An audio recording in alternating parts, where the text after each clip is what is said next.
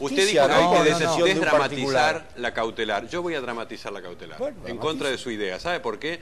Porque el amigo de Noche Aguiar, que es abogado, yo no soy abogado, pero sabe que las chicanas las puso durante 3 años el Grupo Clarín para que no existiera una resolución de fondo sobre la cuestión. Las cautelares son el camino para que no se expida ningún juez ni la Suprema Corte en la cuestión de fondo, que es la constitucionalidad o inconstitucionalidad de la ley. Yo estoy de acuerdo que ahora estamos llegando a ese embudo.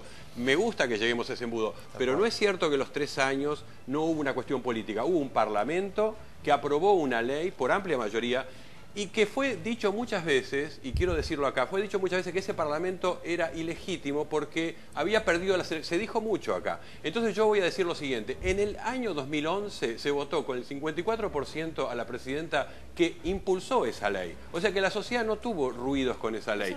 Y luego, 3 años después, Clarín logra...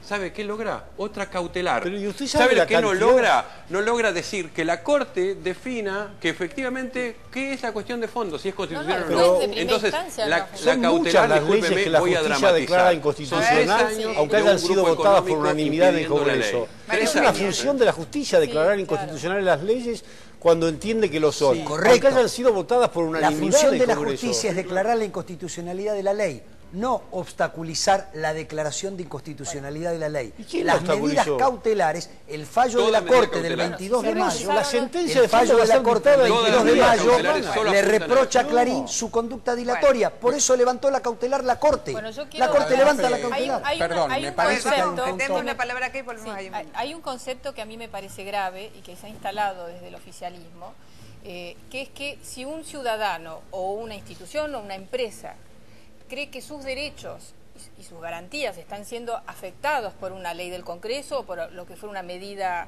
del Poder Ejecutivo, lo que fuera, tiene el derecho de acceder a la justicia. Es justamente lo que diferencia de un gobierno de facto donde no hay justicia. Nadie lo niega, nadie lo niega. La justicia no se ha expedido. También tenemos que ver que el gobierno recusó a 11 jueces de un fuero porque estaba buscando cuál juez fallaba a favor. ¿Quiénes ganaron? Si hoy hubo un pronunciamiento de todos los jueces de la Nación, incluyendo a jueces de la Corte Suprema, ratificando la independencia del Poder Judicial, son por los ataques desvergonzados que ha habido desde el gobierno contra la justicia.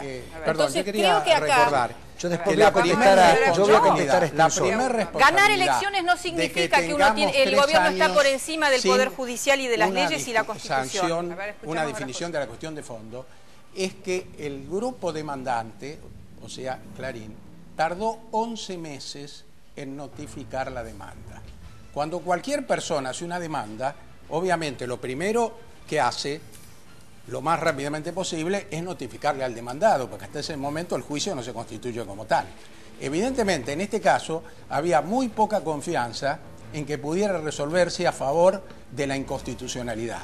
Entonces se ha utilizado la demanda de inconstitucionalidad simplemente como un modo de seguir pidiendo medidas cautelares. Lo que importaba, y había una especulación política que no hay que revelar ningún secreto para eso, de que la cautelar tenía que llegar hasta las elecciones del 2011. Como las elecciones del 2011 tuvieron un resultado bastante distinto a lo que imaginaban el Grupo Clarín y la oposición, entonces después hubo que seguir con la medida cautelar. Les propongo pensar un poco en esto, es también una anticipación, una ficción, que efectivamente se hace lugar a la constitucional del artículo 161 y se aplica en el actual contexto la ley de medios, un contexto que por ahí es muy diferente al del 2009-2010, del 2010, que cuando debería haberse aplicado, desde el punto de vista económico, desde el punto de vista político y todo lo demás. ¿Con qué espectro de medios nos quedamos si se aplica ahora la ley tal cual lo propuso, no sé, la AFCA en los últimos días? ¿Cuál sería el escenario de medios 2013? A ver, el escenario de medios cambió abruptamente en la década que va, de 1989 a 1999.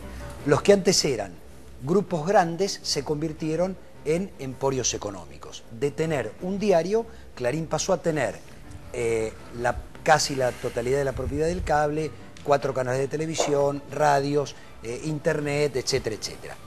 No por cuestión de convergencia tecnológica, sino porque entre 1989 y 1999 sucedieron una serie de reformas en beneficio exclusivo de cada uno de los grupos que necesitó esas reformas. Bueno, fueron los datos del tiempo de la década del 90. La década neoliberal. Fue la década del 90. Perfecto. Ahora viene la década de la recuperación del rol del Estado en la regulación.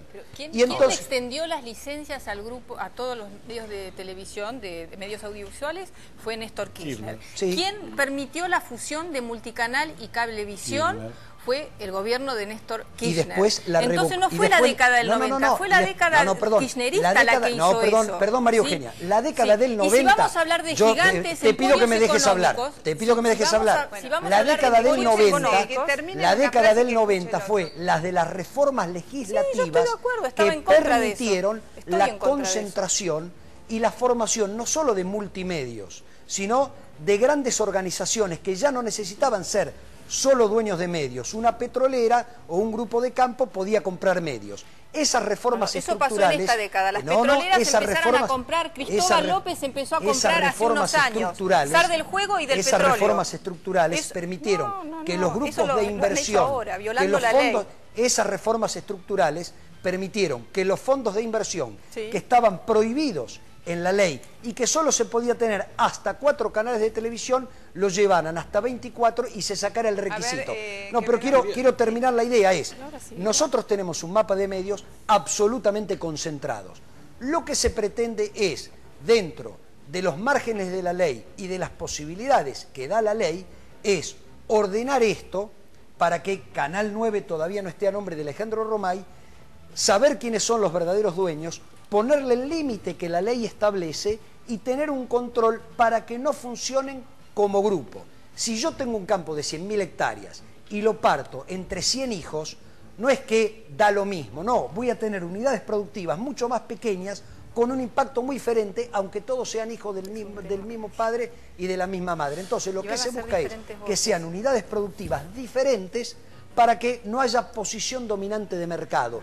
Y después se te verá completar con la licitación de 50 canales de televisión, con el 33% de las cooperativas, con más cables, con más radios. Ahí entramos en otro, secretario, después lo retomamos, en un tema muy delicado también, que es la sustentabilidad económica de esta dispersión de medios. Porque me da un poquito también la sensación de que si no se ha avanzado más rápido es porque no hay propuestas económicas firmes para sostener medios con cierto poder tecnológico. ¿Lo hablamos ahora o lo hablamos después? Si quiere lo hablamos. Donde se necesita mucha tecnología y mucho recambio tecnológico. Pero hay un punto, Mónica, hay un punto que me parece que no hay que dejar pasar, y es que, de acuerdo con la opinión de quienes defienden la aplicación de la ley y defienden al gobierno, acudir a la justicia planteando la posibilidad de que una ley sea inconstitucional está mal, es inadecuado, no corresponde, es destituyente, es golpista. No dijimos eso, no dijimos eso. Es un derecho, cuando es un derecho de todos los ciudadanos. Es una ofensa gratuita.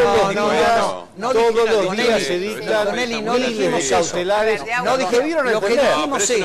Lo que dieron a entender diciendo que la cautelar que impide ir al fondo de la cuestión es lo que estamos criticando. No impide ir al fondo, porque el juez va a dictar sentencia en unos pocos días. Gracias a que la Corte la ley se aplique antes de que se refiera gracias a que la Corte puso un límite. A ver, eso es lo único que la cautelar impide. A Josami y a Quevedo y después seguimos acá. A ver.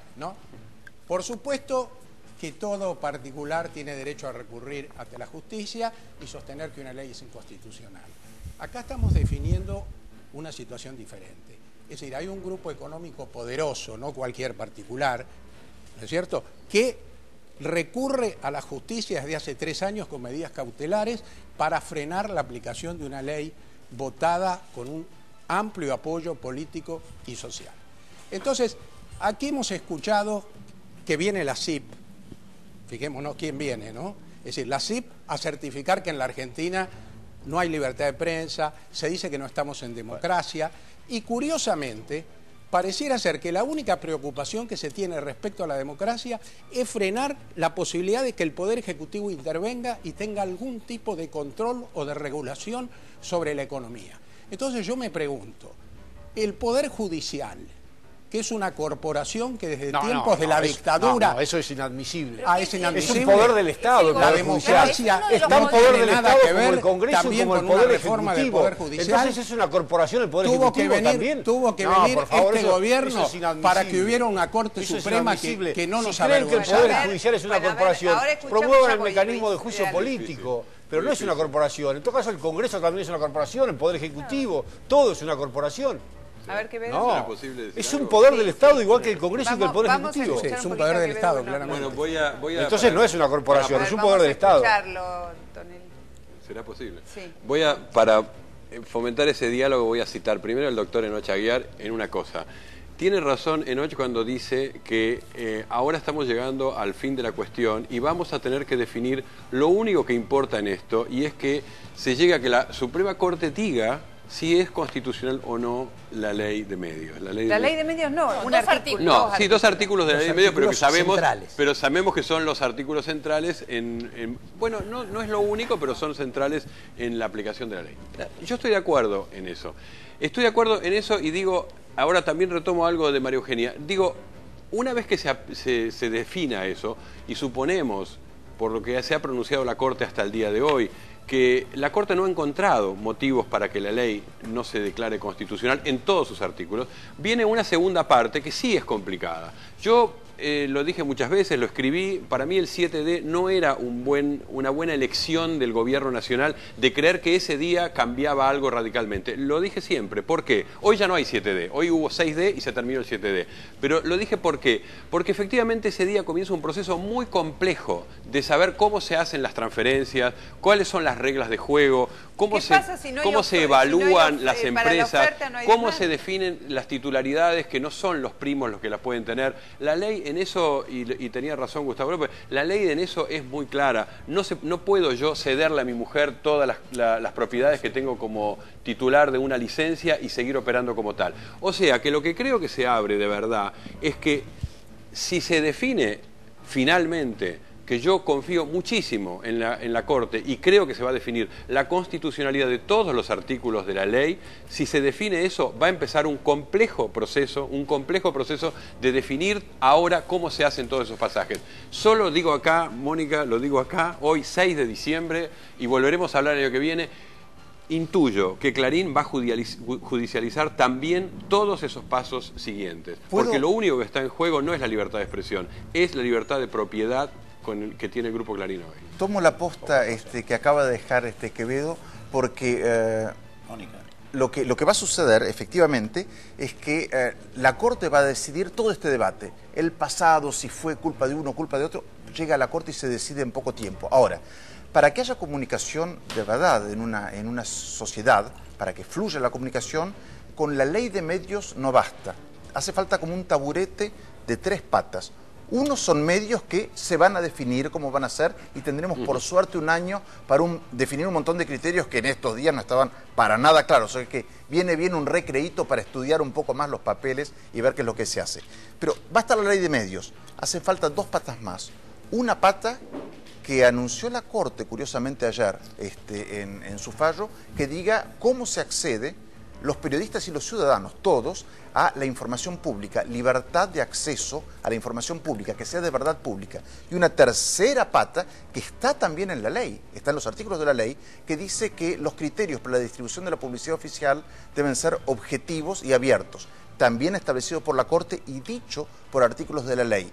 Entonces tenemos este año para, a la vez que se profundiza el tema de la desinversión, fijarnos con la información pública que se cayó de su estado parlamentario. Si llegamos al año que viene con regulada la publicidad oficial, regulada el acceso a la información pública y la ley de medios ratificada a través de la Corte Suprema con todos sus alcances, habremos pasado un año maravilloso. Hay que pensar también qué va a pasar con los trabajadores de los medios. Cuando digo trabajadores, digo no solo los periodistas, porque a decir verdad, cuando se transfieran las empresas, habrá que ver si las nuevas empresas tienen posibilidad de sustentar económicamente a los planteles profesionales.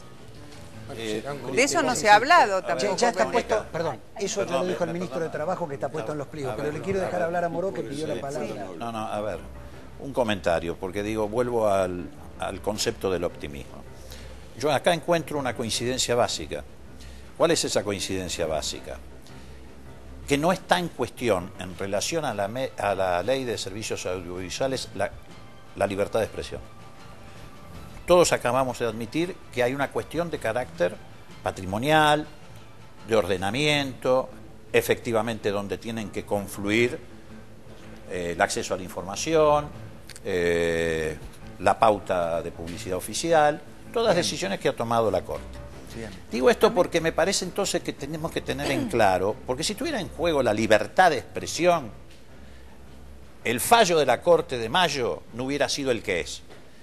Yo apelo a la honestidad intelectual de Tonelli. El fallo dice claramente, el de la Corte Suprema de Justicia de la Nación, dice claramente, la actora, por Clarín, no ha planteado una cuestión vinculada a la libertad de expresión. Y dice más el fallo de la Corte. Como no está planteada esa cuestión, la ley de servicios audiovisuales no afecta la libertad de expresión. Si tuviera afectada la libertad de expresión, Mónica, mire, varios de los que estamos acá seríamos los primeros de ir presos en defenderla, y los otros que dicen que la defienden estarían relatando cómo nos llevan presos.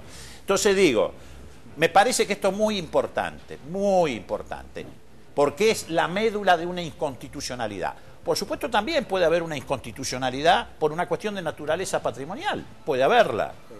Yo no digo que no, pero tengamos en claro, yo no soy, y creo que ninguno de los que estamos aquí, parte de un bufé de abogados que defiende el interés de un grupo oligopólico. Soy un dirigente político. Creo que la democracia se amplía con más democracia y necesitamos más palabras. María Eugenia quería decir algo, me parece, a propósito de esto. Yo creo que sí está en juego la libertad de expresión y el derecho de la información de los ciudadanos.